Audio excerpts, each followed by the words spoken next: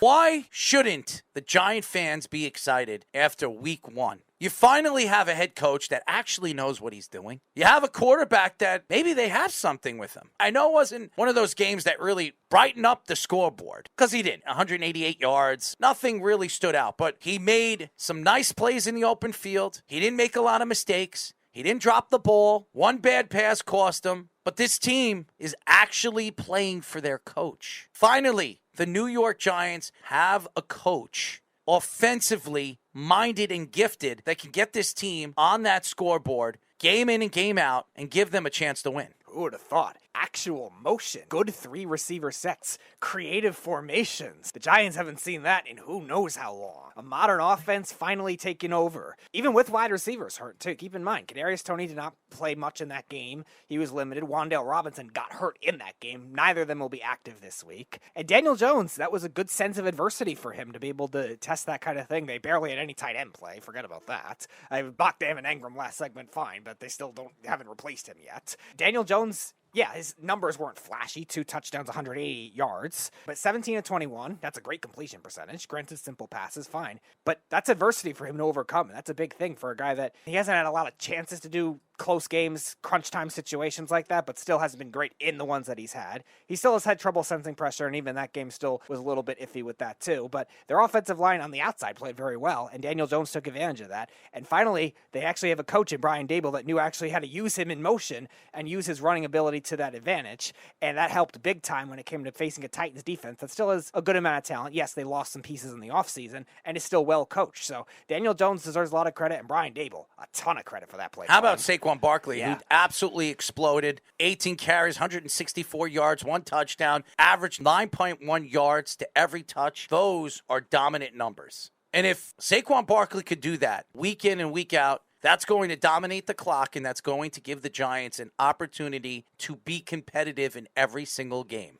Going into this week, this is a winnable game. The Giants have a chance to really explode and maybe go 3-0 in the beginning part of the season. I predicted the Giants could win 8 or 9 games this year, maybe 10, maybe squeak into the playoffs, maybe win the division. Who's to say they can't? They got to beat the Eagles. They don't beat the Eagles very well. It doesn't matter. You have to look at this team. This team is not fully talented. The Jets are more talented than the New York Giants. But the Jets choked. Robert Saleh choked. Robert Saleh in his second year, Daboll in his first game. And it wasn't an easy game against a Tennessee Titan team that made the playoffs last year, against a Tennessee Titan team that has a coach who was coach of the year last year. Number 1 seed in the AFC. Derrick Henry, who's arguably the best running back in all of football. Shut him down under 100 yards. Without your 2 best defensive players, quite possibly. What does that tell you about the coaching with the Giants and the coaching with the Jets? It tells you the Giants look like they have it right with their coach, and right now the Jet fans don't know if they have it right with Robert Saleh. You mentioned the defensive coaching that game. Now, the talent is not great with the Giants on their defensive side, especially at the inside linebacker spot and the secondary with the corner depth. That's something that the Titans were able to take advantage of in some facets, but the coaching did end up helping in other areas. So they were able to take away Derrick Henry, especially in the second half, just 82 yards in that game, 3.9 yards a carry, which is low for his standards.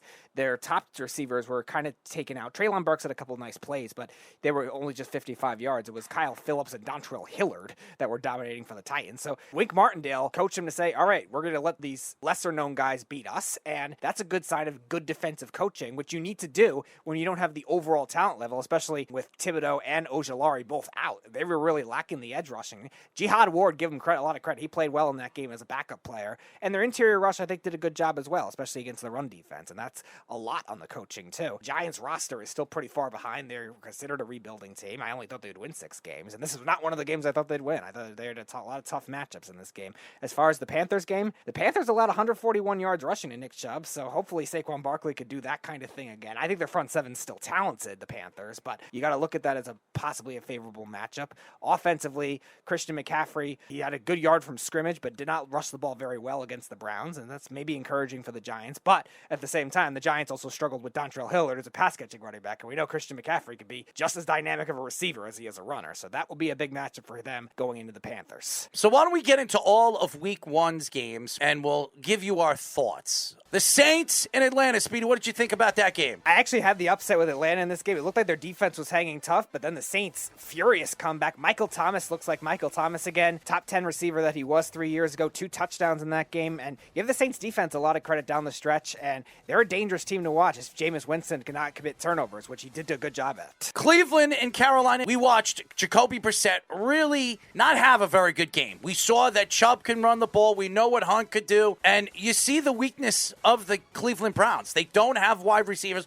Amari Cooper's really the only guy. The other 2 or 3 guys, young players. And that is the weakness of this Cleveland Browns team. But I love what I saw with Cleveland's defense. Myles Garrett was dominating at the line of scrimmage. And this offensive line is one of the more underrated offensive line in football. Robbie Anderson had a good game, over 100 yards. DJ Moore didn't have one of those explosive games. And Christian McCaffrey, where everybody thought was going to be that running back this year, if he could stay healthy, he didn't really look good in game number 1. And Baker Mayfield had a decent game, but nothing that really blew the boards off the field against his former team. Cleveland wins the game 26-24, a lot closer than I thought. San Francisco and Chicago. Upset of the week. Never would have saw this one coming. And sloppy field conditions, understandable, but usually those kinds of things benefit the 49ers. A team that loves to run the ball, a team that plays good defense in that front seven. And Chicago, power to Justin Fields. That was gritty. That's one of those performances, just like the college football playoff game where he broke his rib and stayed in it. That's one of those types of games. What a comeback by him against a tough 49ers defense. Another upset was the Bengals and the Pittsburgh Steelers. Nobody would have thought McPherson was going to miss 3 kicks. This guy was the best kicker in football last year. He didn't miss 1 kick. Even in the playoffs, he was a big part of why the Bengals went all the way to the Super Bowl. Not only just Joe Burrow, but one of the faces of the Cincinnati Bengals. And then they laid up a lousy goose egg. Joe Burrow goes into game number 1. He threw 4 interceptions, put his team behind really early in the game. The defense was absolutely fantastic. Fitzpatrick, the pick 6, he was fantastic. Weatherspoon, he also played very well. I loved what I saw with Pittsburgh defensively. They lost Watt for a significant amount of time, hurting his pec, so he could be out a significant amount of time, and that's a huge loss for one of the best defensive players in the league. But I like what Mitchell Trubisky did. He wasn't explosive. His numbers weren't numbers that popped off the board, but he made every throw that he needed to make, and he kept the Bengals thinking. And the Bengals defense that was expected to be even better than they were this year, and that offensive line, with some of the acquisitions that they brought in, Collins from the Cowboys, he obviously didn't show up. Nobody showed up on that offensive line, and that's why they hit Joe Burrow a lot. So hopefully in week number 2 we see a different Bengal team, but I have to give a shout out to Mike Tomlin in that pesky Pittsburgh Steelers defense. Philadelphia and Detroit, Speedy. High-scoring game. The Lions, I give them a lot of credit. Offensively, they did very well, especially to the outside against a tough Eagles defense, a secondary that is improved in the offseason. They brought in James Bradbury. They trade for Chauncey Gardner-Johnson, but Jared Goff played well. DeAndre Swift, very effective in that game. But the Eagles just with too much offensive firepower. A.J. Brown, very impressive in his debut. And getting the running backs involved. Both running backs, Sanders and Gainwell, doing very well. The Eagles' offense not only dynamic, but deep, too. That proved a lot. Michael Pittman, Jonathan Taylor, both had fantastic games, but Matt Ryan didn't. The quarterback that they changed in the offseason, trading away Carson Wentz, bringing in Matt Ryan, the veteran. Very important season for Frank Reich, because if this team doesn't get into the playoffs and this team doesn't make noise, it could be ousty out. They could be looking for a new coach in the offseason. Against the Texans, how do you tie as bad as a loss to the Houston Texans, a team that's rebuilding? A coach that'll probably be there for 1 year. A running back that'll probably be traded in the offseason. Brandon Cooks, their best wide receiver and their best offensive option. He'll probably be traded at the trade deadline. Davis Mills really showing up to the game. Actually had a better game in my eyes than Matt Ryan did. 20-20. Game number 1, an Indianapolis Colts team that everybody's expected to win their division and be one of the better teams in the AFC. What a dud. New England and Miami, Speedy. Well, speaking of dud, there's your Joe Judge, Matt Patricia, Ryan Patriot Patriots offense struggling against a Miami defense that isn't overly talented, lost Brian Flores as their head coach, but the new head coach offensively looked good with the play calling, but defensively was definitely not expected to do as well this season, and they looked very good. Or does it say more bad about the Patriots offense and Mac Jones? Granted, he was playing with a little bit of an injury, but that's no excuse against Miami, and Miami definitely the more dominant team. It was 20-7 on the scoreboard, but it looked like it was 30-7. Washington, Jacksonville, we expected this. Jacksonville played hard in the second half of the game, but the first half, I don't know what happened. McLaurin had a decent game. We expected Gibson to be the face of this offense, and he was. Carson Wentz had 4 touchdowns, but threw 2 interceptions that on any other team probably would have cost them the game. Washington's defense played at the top of their game, and I expect Washington's defense to be one of the better defenses in the league, and they knock off the Jacksonville Jaguars 28-22 as they go into week 2 and expected to be competitive throughout the NFC East. Arizona and Kansas City, Speedy. Well, I was dead wrong about the Chiefs having a little bit of a slow start. They look fantastic on both sides of the ball, too. They were able to run the ball in this game. Clyde Edwards-Helaire looks like the running back he was at LSU in that national championship type season. Patrick Mahomes, fantastic in that game, but it was their defense that really stood out for me. The speed on the outside, especially against a Kyler Murray, James Conner type offense with a lot of speed with their wide receivers, too, in Arizona, and a lot of outside motion, air raid type offense with Cliff Kingsbury. They really impressed me in this game. Kansas City looks fantastic right now. Not the same defensive struggle they saw at the beginning of last year. Derek Carr throwing the ball too many times to Adams, forcing the ball in places he shouldn't have. Adams had a great game. Derek Carr threw a couple interceptions, did not look good in week 1. Josh McDaniels did not look good calling the plays behind the helm. But nevertheless, the Chargers win a game that they were expected to win, playing in their first game in L.A. Justin Herbert showed up. Their defense, Khalil Mack having 3 sacks in game number 1 was fantastic. I expect this defense still to be one of the better defenses in the NFL, even though none of the fantasy owners think that they will. But nevertheless, the defense won this game. It wasn't really more of an offensive game. It was more defense, and you saw what defense was better than the other. The Chargers move on to game number 2, as we know what happened in Thursday Night Football, losing against Kansas City. They're 1-1, but it was a big win against a very good Vegas Raiders team. Minnesota and Green Bay. Vikings offense, we knew they would be good, but the Vikings defense, what a statement they made in that first game. They were able to rush the passer. They were able to stop the run, which was a very impressive showing for them. Ed Donatel, first game as a defensive coordinator,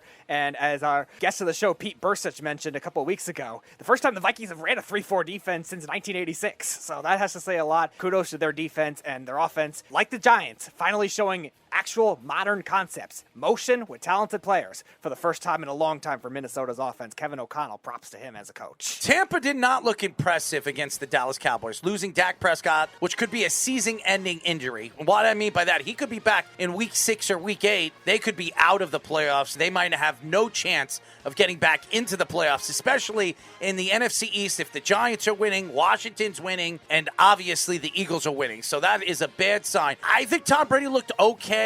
The running game for Tampa played a little bit better in the second half, and the defense showed up, obviously shutting down the Dallas Cowboys, the non-offense of the Dallas Cowboys. CeeDee Lamb did not look good in game number 1. Zeke looked horrible. That running game looked horrible, and that's why Tampa knocks off the Cowboys 19-3, moving on to week number 2. And the last game of the week of week 1, Denver, Seattle. Well, Khalil Mack's revenge game went very well for him. Not so much for Russell Wilson. Not all his fault, though. He still had over 300 yards, but Nathaniel Hackett, I don't know what he was doing in that game. His play calling, he did not use a wide receiver having their first catch until the second quarter. They were barely targeted. They were targeting second tight ends. You complained about that with the Jets. He's targeting second tight ends. Their running game was horrible. Nathaniel Hackett looked very Ben McAdoo-esque coaching that first game. They looked undisciplined, unprepared.